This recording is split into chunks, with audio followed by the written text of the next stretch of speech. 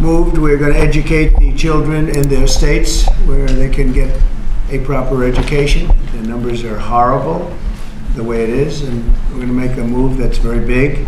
I don't think it's even risky a little bit. I think it's going to be amazing. It should have been done years ago. They've been talking about doing it for many years, but nobody ever got it off. But we did. And there was great excitement and great acceptance of it by almost everybody, including a lot of Democrats, actually. I do want to say that I've decided that the SBA, the Small Business Administration, headed by Kelly Loeffler, is a terrific person, will handle all of the student loan portfolio. We have a portfolio that's very large, lots of loans, tens of thousands of loans, pretty complicated deal. And that's coming out of the Department of Education immediately, and it's going to be headed up by Kelly Loeffler at SBA, and they're all set for it. They're waiting for it. It'll be serviced much better than it has in the past. It's been a mess. And also, Bobby Kennedy, the Health and Human Services, will be handling special needs and all of the nutrition programs and everything else. Rather complex, but that's going to be headed by and handled by Health and Human Services. So I think that'll work out very well. Those two elements will be taken out of the Department of Education, and then all we have to do is get the students to get guidance from the people that love them and cherish them, including their parents, by the way, who will be totally involved in their education, along with the boards and the governors and the states. And it's going to be a great situation. I guarantee that in a few years from now, I hope I'm going to be around to see it, but I think we're going to see a lot of it. I think that you're going to have tremendous results. You're going to have results like Norway, Sweden, Denmark, a lot of the countries that do so well. I think you're going to have a lot of those results. If you look at Iowa and Indiana and Idaho, so many places that run so well, Florida, Texas, big ones, you're going to have great education, much better than it is now at half the cost. And we're not even doing it as a cost item, although you will save probably half, maybe more than that. And you're not going to be at the bottom of the list. You're going to be much higher. And maybe you'll be, I will guarantee some of the states will be at the top of the list. They'll be comparable or better than these number 1, 2, 3, 4, 5 countries, the countries that are in the top 5 positions. So that's, to me, it's very exciting, and it's been received very well. So I just wanted to tell you about the student loans and special needs.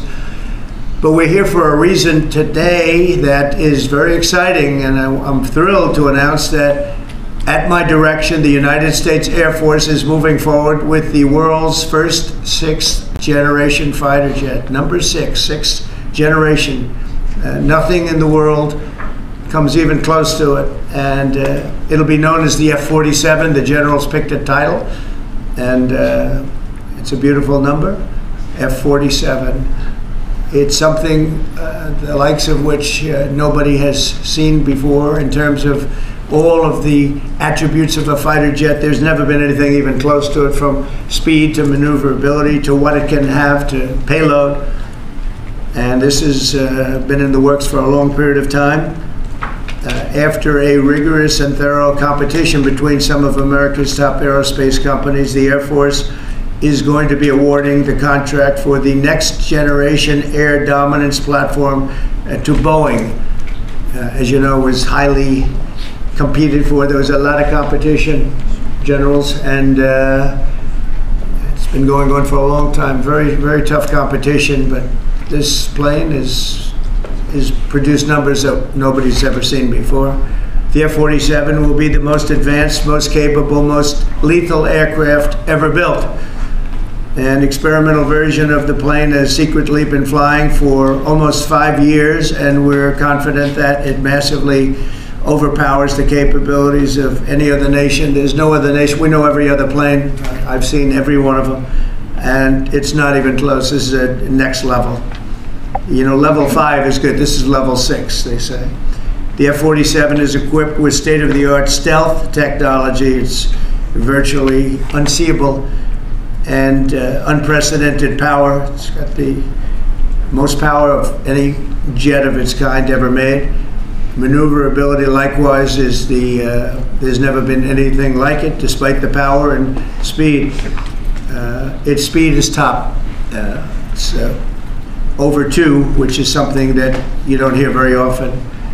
America's enemies will never see it coming. Hopefully we won't have to use it for that purpose, but you have to have it. And if it ever happens, they won't know what the hell hit them. A new fleet of these magnificent planes will be built in the air during my administration for the next couple of years. It's ready to go. They've already built much of what has to be built in terms of production, including the sheds. We'll ensure that the USA continues to dominate the skies. We've given an order for a lot. We can't tell you the price because it would give way to some of the technology and some of the size of the plane, good sized plane. This contract also represents a historic investment in our defense industrial base, helping to keep America at the cutting edge of aerospace and technology. Our allies are calling constantly. They want to buy them also, and certain allies will be selling them, perhaps toned down versions. We like to tone them down about 10%, which probably makes sense because someday maybe they're not our allies, right? But I would like to ask Secretary Hegseth, who's doing a fantastic job. He's really been very inspiring in so many ways, and I must say that before he speaks, we have had record people wanting to join our military in the last 2.5 months, literally since this, I think probably since the election, November 5th, but especially since we came to office and since I announced Pete. He's young, he's smart, he's strong, he loves it, and they love him, but we've had record numbers of people wanting to join our military. Now, if you go back 6 months, it was the exact opposite. You had record numbers of people not wanting to join the military. Now you have record numbers of people wanting to be in our military, and that's a great honor. That shows you we're really on the right track. So, Pete, maybe say a few words. Sure. Well, Mr. President, this is a big day. This is a big day for our warfighters. This is a big day for our country, a big day in the world. The name of this program is the Next Generation of Air Dominance. And Mr. President, because of your leadership, your clarity, America is going to have generations in the future of air dominance because of this 6th generation fighter. We've had the F-15, we had the F-16, the F-18, the F-22, the F-35. Now we have the F-47, which sends a very direct, clear message to our allies that we're not going anywhere, and to our enemies that we will be able to project power around the globe unimpeded for generations to come. Mr. President, this is a gift to my kids and your kids, to my grandkids and your grandkids. This is a historic investment in the American military, in the American industrial base, in American industry that will help revive the warrior ethos inside our military, which we're doing, rebuild our military, which the previous administration did not do, by the way, Mr. President. They paused this program and were prepared to potentially scrap it. We know this is cheaper, longer range, and more stealthy. President Trump said we're reviving it and we're doing it. And then we are also going to reestablish deterrence. Under the previous administration, we looked like fools. Not anymore. President Trump has reestablished American leadership. The F-47 is part of it. And Mr. President, thank you for having the courage to do it and leading the way for all our warfighters. Thank you very much, Pete.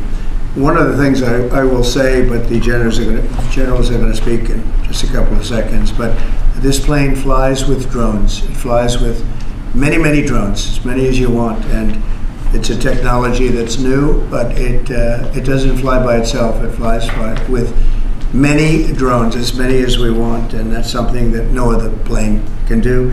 So I'd like to introduce, if I might, Air Force Chief of Staff General David Alvin, and also General Dale White, two incredible people that I've known over the years, but I got to know them really well over the last few months. And would you say a few words, please, General? Thank you very much, Mr. President. Mr. President, Mr. Secretary, thank you so much for your unwavering commitment to our military. I will say that this is a big day. This is a big day for our United States Air Force as well. You know, air dominance is not a birthright. but it's become synonymous with American air power. But air dominance needs to be earned every single day. And since the earliest days of aerial warfare, brave American airmen have jumped into their machines, taken to the air, and they've cleared the skies. And whether that be clearing the skies so we can rain down destruction on our enemies from above, or we can clear the path for the ground forces below. That's been our commitment to the fight, and that's really been our promise to America. And with this F-47 as the crown jewel in the next generation air dominance family of systems, we're going to be able to keep that promise well into the future. I also want to thank everyone from industry and with the government, our engineers, who have worked tirelessly on this program to bring it where we are right now today. This shows that American talent, American skill, and American determination are second to none, because this platform is second to none. So we believe that this provides more lethality, it provides more capability, more modernized capability in a way that is built to adapt. This, along with our collaborative combat aircraft the President talked about with drones, this is allowing us to look into the future and unlock the magic that is human-machine teaming. And as we do that, we're going to write the next generation of modern aerial warfare with this. This enables us to do this. The manner in which we put this program together puts more control in the hands of the government, so we can update and adapt at the speed of relevance, at the speed of technology, not at the speed of bureaucracy. This is more Air Force. This is more options for the President. We say as our mission in the United States Air Force is to fly, fight, and win air power anytime, anywhere. If you want to go anywhere, you have to have a platform that gets you anywhere.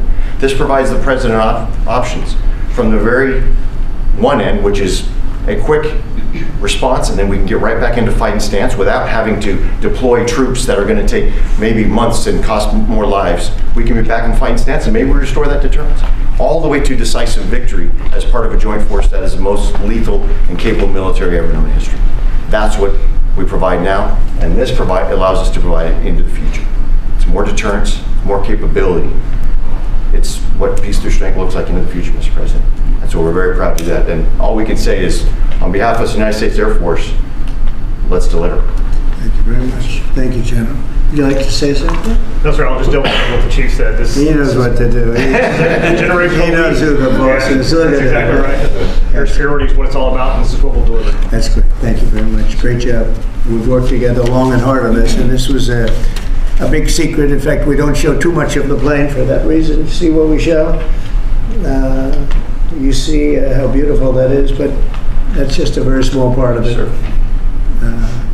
I wasn't surprised. I was wondering how much are you going to show when they came in with that. You see a wheel in the front? That's about it.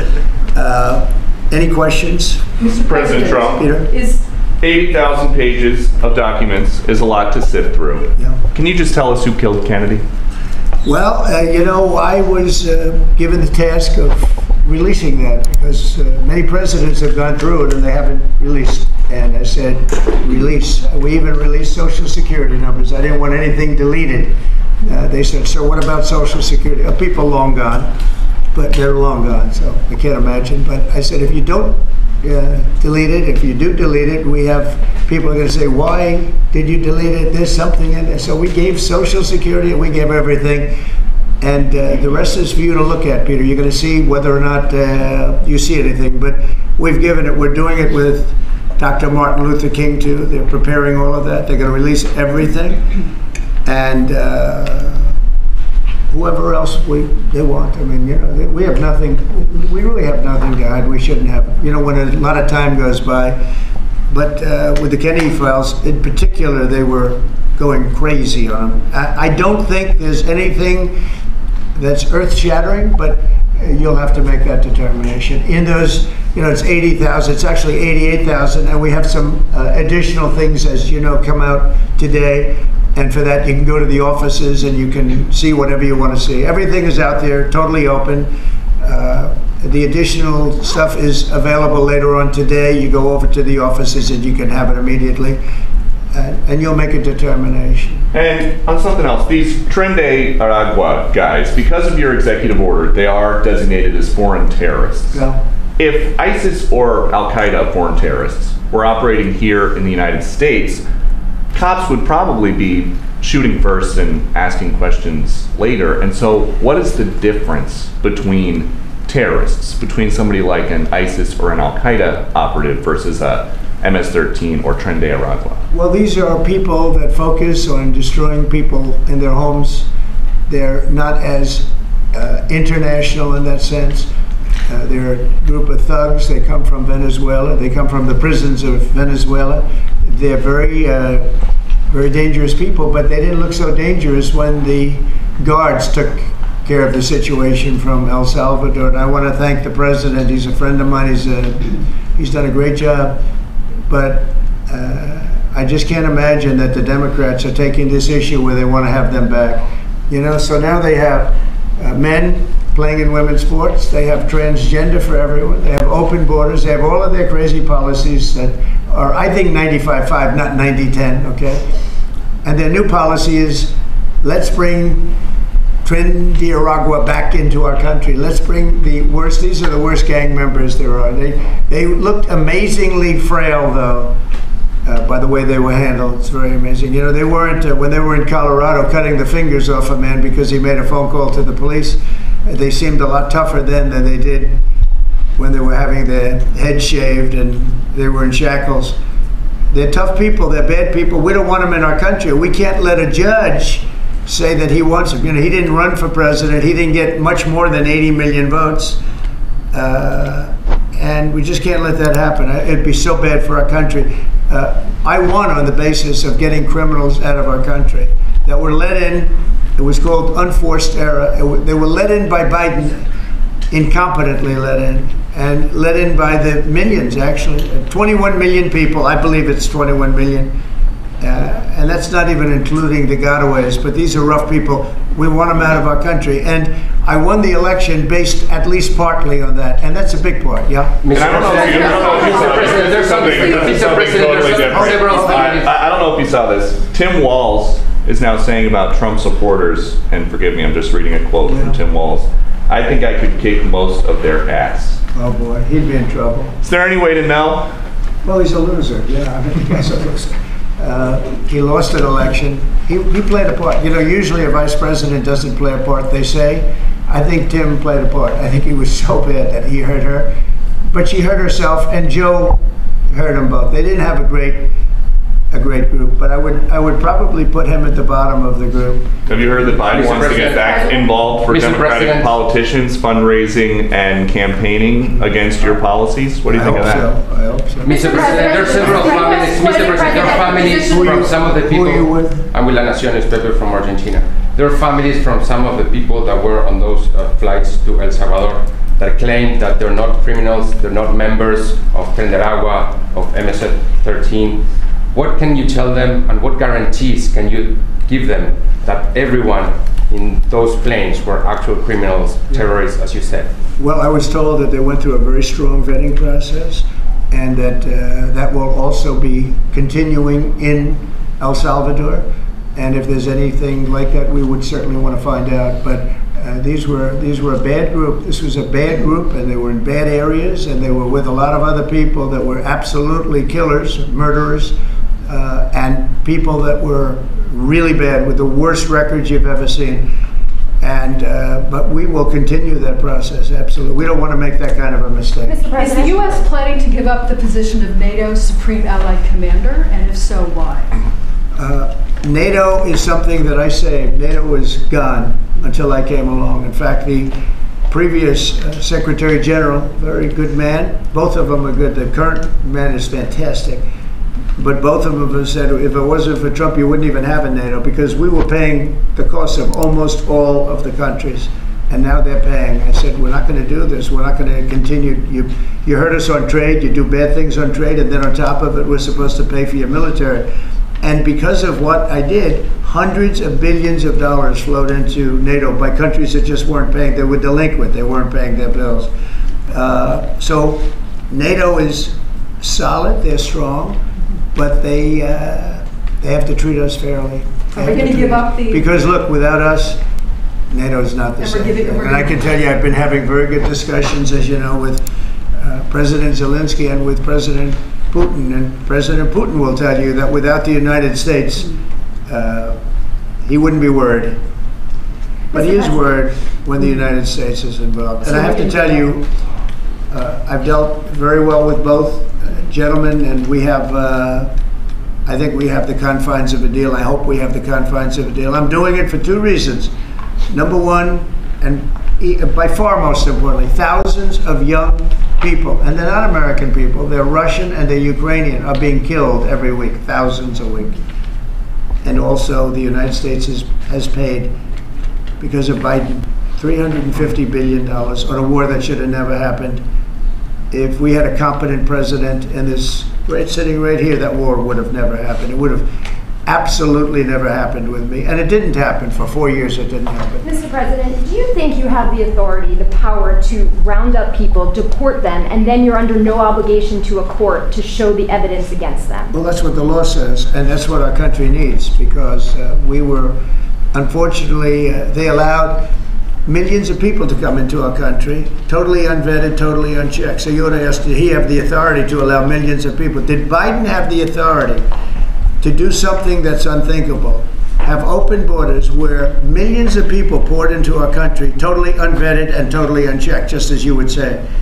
And many of those people were criminals. Many of them were from jails and prisons and mental institutions and gang members and drug dealers and very dangerous people. Many were murderers. We have 11,088 that we know of murderers they've murdered. Of that number, at least half killed more than one person. They're in our country. They're in a location near you. Biden allowed that to happen to our country. And his people that really ran the country. And the person that operated the auto pen, I think we ought to find out who that was, because I guess that was the real president. So when you ask me if we have the authority, did Biden have the authority to allow millions of people to come into our country? Many of these people, hardened criminals at the top of the line who have caused tremendous damage in our country. You see them in New York City fighting with our police. I mean, literally having fist fights in the street with our police.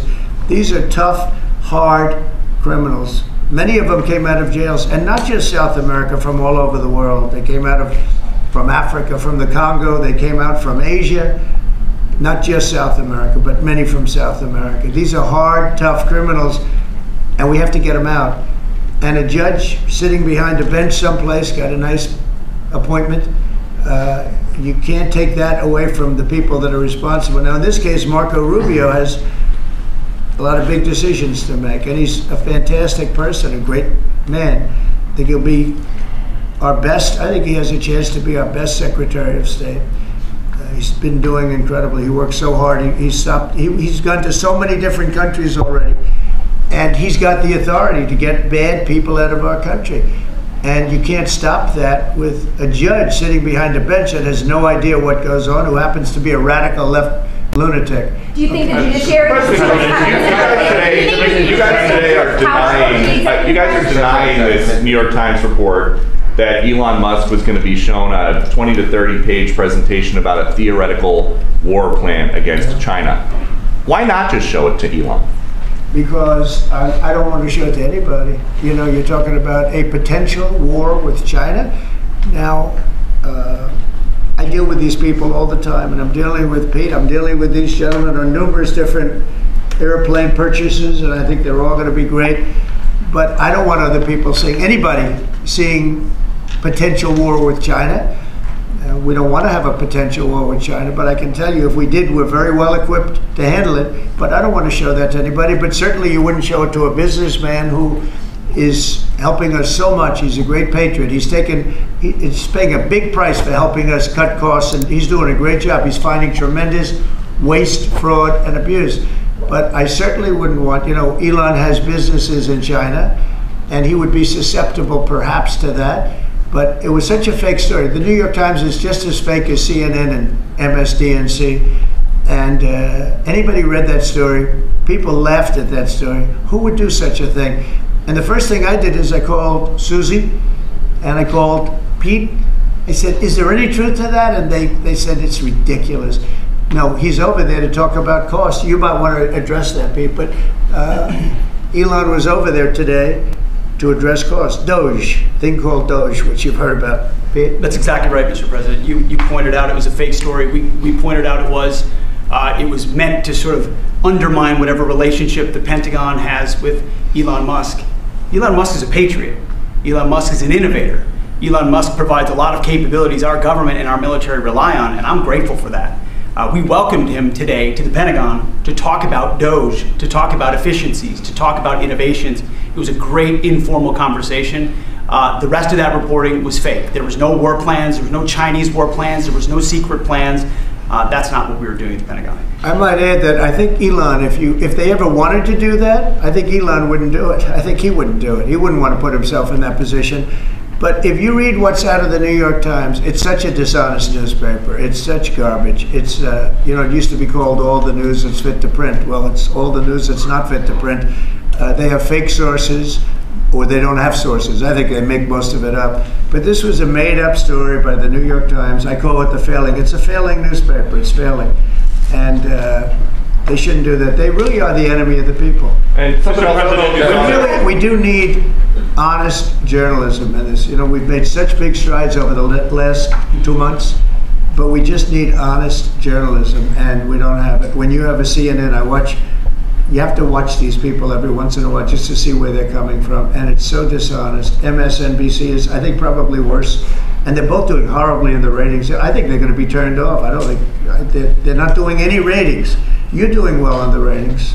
Mr. President, just quickly on, I understand that your trade rep is meeting their Chinese counterpart next week. Yes. Is there anything that they can do to stop April 2nd or to roll back the tariffs that you put on China already? Well, we could talk, but basically, I call April 2nd. I would have made it April 1st, but I didn't want to be April Fool's Day because then nobody would believe what I said, and they do believe me. April 2nd is going to be Liberation Day for America. We've been ripped off by every country in the world, friend and foe.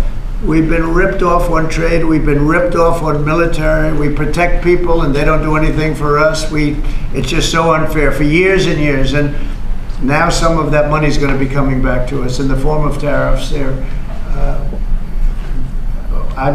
Tens of billions. It's going to be numbers like nobody's ever seen. So NVIDIA announced today, you saw that, hundreds of billions of dollars of investment. The biggest chip maker in the world announced hundreds of billions of dollars of investment. Hundreds of billions, not millions, but billions. They're all coming here. Apple just announced $500 billion worth. They're going to build plants here. They built their plants in China. They're going to build them here. And they're starting immediately. We have investment, the likes of which this country has never seen, already announced. And they all want to have news conferences. I don't have enough time to have that many news conferences, but I would say so far at least $4 trillion. $4 trillion is coming in. Car companies, very importantly, a lot of the car companies that were going to build in Mexico or Canada are now building here. Because I don't want cars from Canada. I don't want cars from Mexico.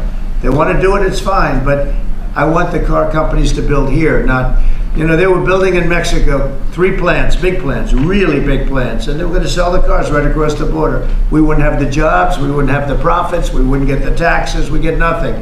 All we get is unemployment and empty factories. Those days are over. So now those 3 places are going to build here, but many more than that. We have a big one. Honda is building, just announced a really big plant in Indiana, great state, smart place to build. And we have many car companies coming here. The steel mills are going to be booming, And many other things come with that. But we need that for defense. There are certain things you have to have. You have to have steel. We would have had, if I didn't do in my first term tariffs to stop the onslaught, because they were dumping steel in order to destroy our steel plants. If I didn't do 50% and even 100% in certain cases tariffs on steel, you wouldn't have a steel plant in the United States. And Biden was unable to get rid of those tariffs because they threw off so much money that his numbers, which didn't work anyway because his numbers were terrible, what he did, the way he spent money was so horrible, and what he allowed to happen to energy. That's the other thing. Energy is going to be like it's never been before. Mr. Vice President is here. Do you have anything to say while you're here? No, sir. Good Vice President. I'm just here to watch the show, sir. Okay. I think airplanes are pretty cool, so I wanted to check this out. Airplane's cool. It is cool. Mr. President, what do you think China can do to take off the trade war at this point, though? Well, I'll be speaking to President Xi. I have a great relationship with him. We're going to have a very good relationship. But we have a $1 trillion deficit because of Biden with President Xi. More than that. I mean, I've heard $1.2 trillion. We have a deficit. And I've explained that to President Xi. We also have a problem where he's allowing fentanyl to be sent into Mexico and then cross the border and, killing. I think the number is much higher than the 125, 115 that I think it's closer to 300,000 people a year. And so that's a problem. But they have a tremendous surplus against the United States, and we don't want that. Mr. President, why do you want to control Ukraine's power plant? A number of industries have come to you asking for exemptions on tariffs. Is that something that is under consideration by you? Well, people are coming to me and talking about tariffs, and a lot of people are asking me if they could have exceptions. And once you do that for one, you have to do that for all. So, I mean, generally, I did something interestingly during 2 weeks ago. I gave the American car companies a break because it would have been unfair if I didn't. And everybody said, oh, he changed his mind on tariffs. I didn't change my mind. I helped our, sort of big three, big four. I helped some of the American companies. And instead of taking it properly, they said, oh, he changed it. I don't change, but the word flexibility is an important word. Sometimes there's flexibility, so there'll be flexibility, but basically it's reciprocal. So that if China's charging us 50% or 30% or 20%, and I don't mean China, I mean anybody, any country, Canada. Nobody knows that Canada's charging our dairy farmers. They have 270% tariffs. Nobody knows that. Nobody knows that. They have up to 400%. They have a couple of tariffs at 400%. Nobody knows that. Nobody talks about that. And remember, with Canada, we don't need their cars, we don't need their lumber, we don't need their energy, we don't need anything from Canada, and yet it costs us $200 billion a year in subsidy to keep Canada afloat. So when I say they should be a state, I mean that. I really mean that, because we can't be expected to carry a country that is right next to us on our border. It would be a great state. It would be a cherished state. The taxes for Canadian citizens would go down in less than half. They don't spend money on military because they think we're going to protect them. There are many things that they do, like icebreakers. They want us to provide icebreakers for them. Oh, that's wonderful. So the Canada, they're very tough traders too. I want to just tell you, all the people, they're tough traders. They trade very tough. And the expression I use is, some people don't have the cards. I used that expression about a week and a half ago, right? Somebody was negotiating who didn't have the cards, who's now, I think, saying that he wants to do it, and I think we're going to have a big deal on that very special something. We got to make a deal on that. But Canada has been a very nasty negotiator against the United States, took advantage of the United States for a long time. But nobody knows that they were getting 270% tariffs on dairy products. I don't think I've heard you say this in all of the talk about Canada becoming the 51st state.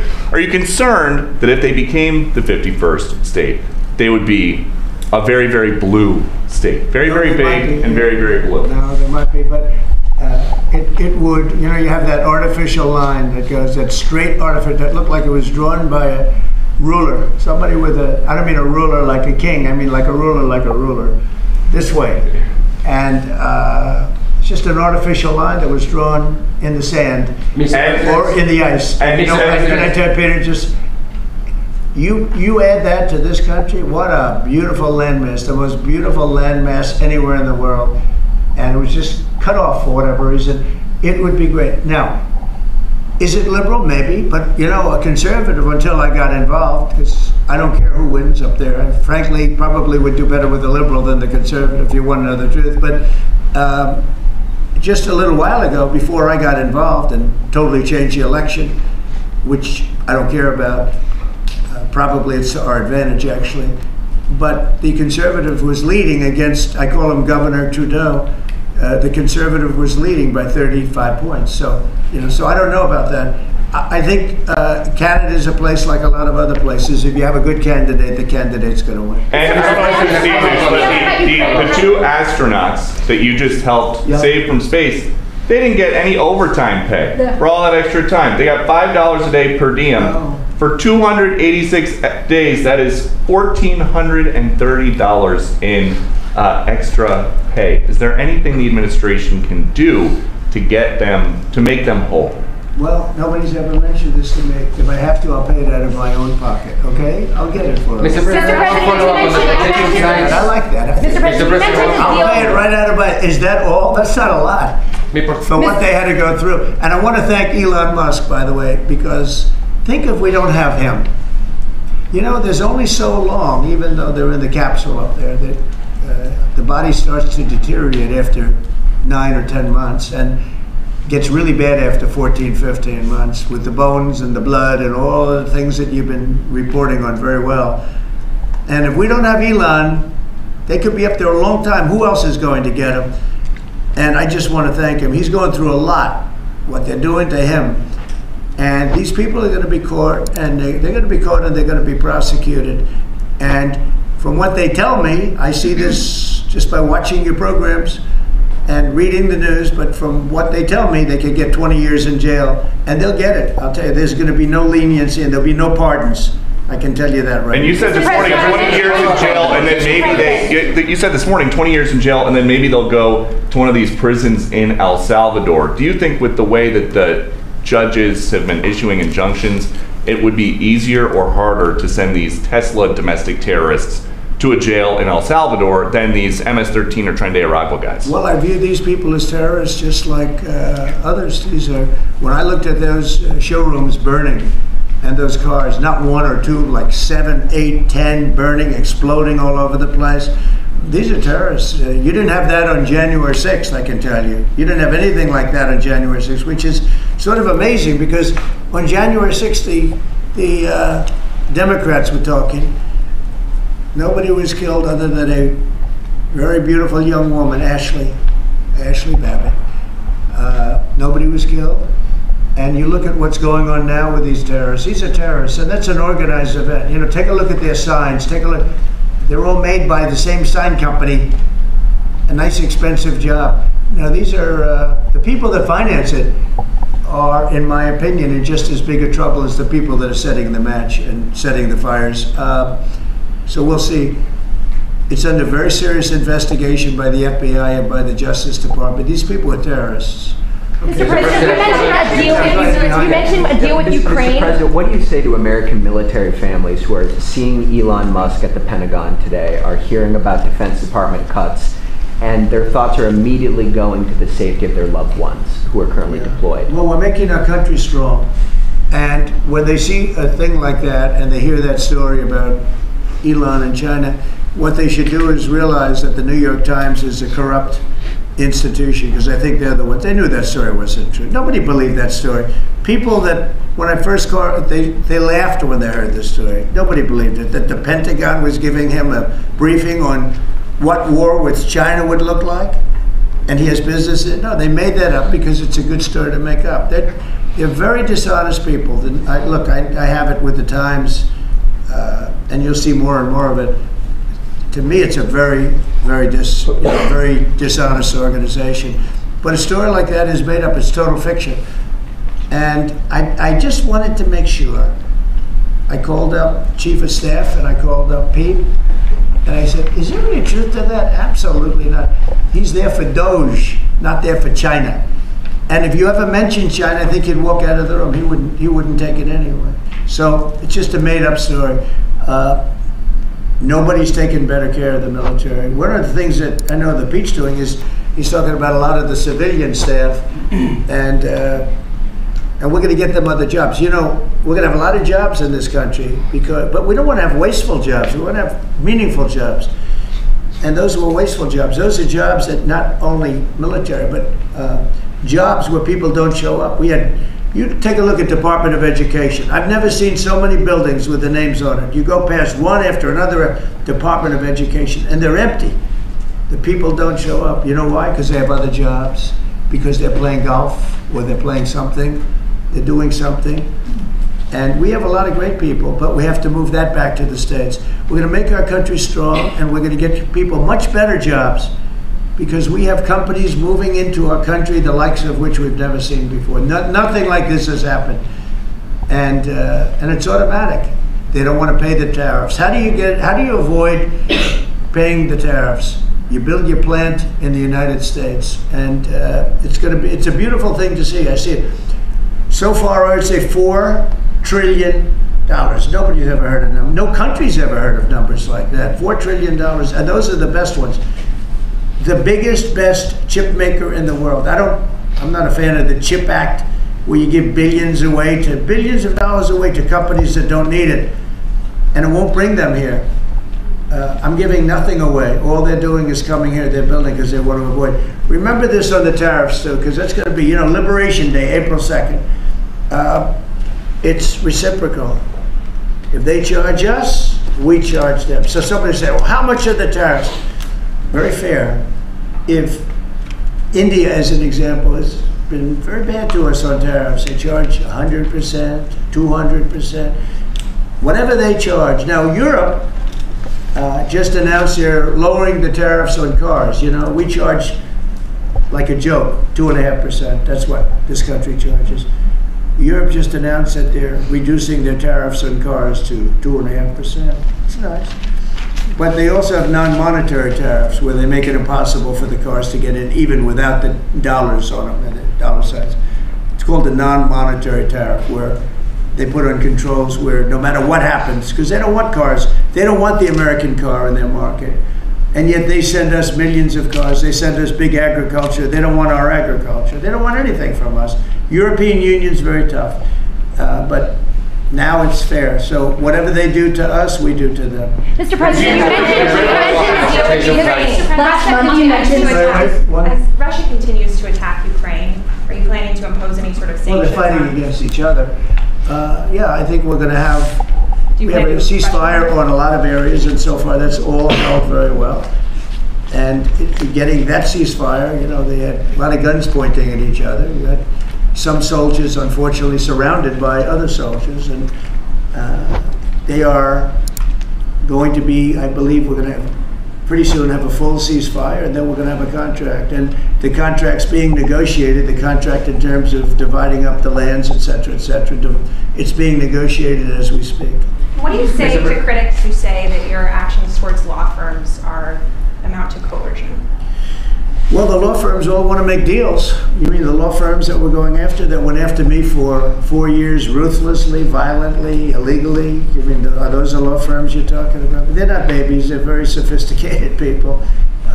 Those law firms did bad things.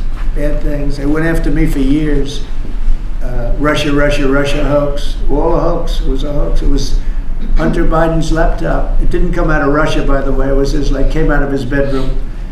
It was all a hoax, developed by Democrats. Hillary, I don't think Biden did, because I don't think Biden knows what the hell he's doing, frankly, based on everything I see. I've seen things since being here that are so sad. What he's done to this country, what he and they did to this country, those people that surrounded him, who, by the way, are radical left but smart. He's not smart. He was never smart. But these are radical left, smart people. They totally controlled him. He did whatever they told him to do. And it's a shame. It's so sad to see what happened, what they've done to this country, both not only the inflation you saw, but allowing millions and millions of criminals into our country. That's an inexcusable act.